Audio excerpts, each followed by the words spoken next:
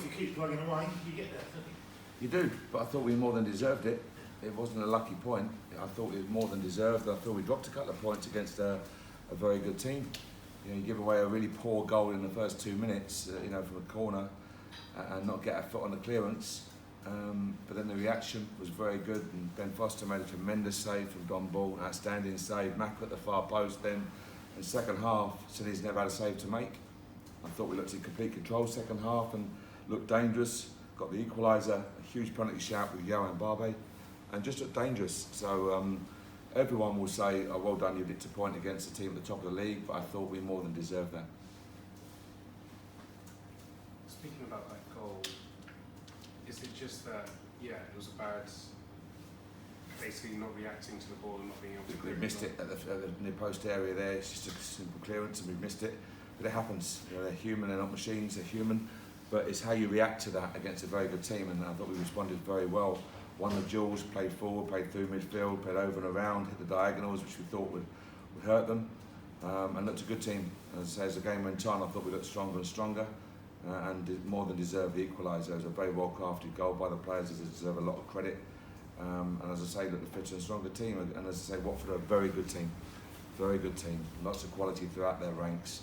So a very well-deserved point at least. With that goal, is it just something that you want to see more of, that kind of well-worked play, get the ball into those right areas and finish, you know, get the, as you said many times before, get the rewards? It's something that hasn't quite come off. Goals change games. You can do all you like about tactics and formations and everything. Goals change games. So you have to recognise that, and getting your rewards, being more ruthless in both boxes is football. You know, as I say, you can talk all you like about the nuances of football and the micro matters of football. The fact is, put the ball in the back of the net and the game changes. So we gave ourselves a job to do because we gave that really soft goal away early. But the players deserve so much credit for how they responded. We saw a reaction on the goal, but we should have then pushed on for the winner. And I thought we got out wide, we worked it out wide. Yohan was pulled back. It's a couple of very questionable decisions, shall we say. But as I say, it was a good afternoon performance, but we should have taken all 3 points. That half-time change to bring off Lee Wallace for Hammerline, was that tactical? No, he was sick. Lee was sick, and he had a bad stomach before the game, which we thought would calm down with medication. But unfortunately, he got quite bad, and he did well to get through that first half. Nico was ready, and I thought Nico came on and did a very good job as well. So that's why we have the subs. That's why we have the increased subs now, to look after the welfare of the players, which is all important. And those substitutes that you brought on as well, Willock, Adoma and Hammerline, they seem to make a real difference in getting that equalised as well. Yeah, well, it's just subs. You know, you don't just do it for the sake of it. I don't mean that in a rude way. You don't. It's about trying to change the game and add a little bit, and also players' fatigue kicking in.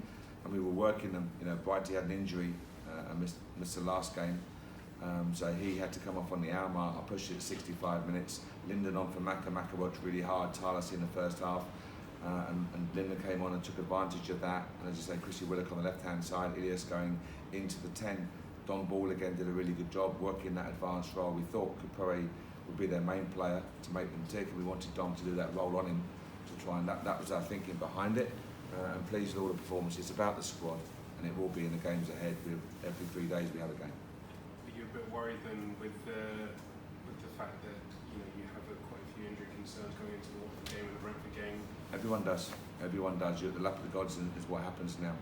And as I say, a kick, a niggle, a 10-day injury means you miss 3 games. It's just the nature of the fixture congestion that we have now. So we now go Tuesday Rotherham, Friday Brentford, Tuesday again, Saturday again, Tuesday. It's the nature of it. But you're asking professional athletes to meet some really challenging demands. And we have to recognise the impact of that. Do you expect Rob Dickie to play against Rotherham? I'll let you know on Wednesday morning. What is the problem? He rolled an ankle, so he's going to see how he is. Is Chair your sort of hope to develop and give you that sort of creative, bit of clever feet and stuff? Ilias, right, Chrissy Willock, all of them really. You're looking at those players, you saw Tom Cowell's quality today. Look at all the young players coming in. Got a good Charlie Kelman, Odie, the young boys coming in to make an impression. So you've got to work with them, and the only way they learn is out there. And that's so. Ilias has benefited from the loan to Stevenage, benefited from being in and out last season, and now he's in a far more extensive run in the team, which he's worked hard to earn and justify. but he's doing good. But it's hard for these players. He took it very well. He took it really well, and he showed good energy. He saw him run back and tackle it, those type of actions in a game. It's not just the obvious ones. It's winning the duels. You know, duels are so important all over the park to win your duels and then play forward, and we could hurt teams on transition, and we did that this afternoon, especially second half. Mark, you brought Linden on. His flick sort of set Ilias up for the goal.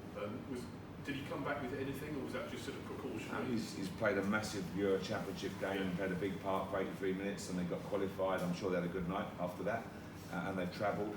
He missed the second game through suspension, and he's played another 61 minutes away in Tel Aviv. Travelled back, got back at 6 o'clock in the morning to Edinburgh, gets an 8 o'clock flight down to London. Osman Kagai comes back from Lagos, you know, and again gets back Thursday morning. Nico has 3 games, and it's just continual for the players. So you've got to try and look after them. You know, they say they're fine, but when you have all that travel, air travel, and what you're eating, and you just got to look after them.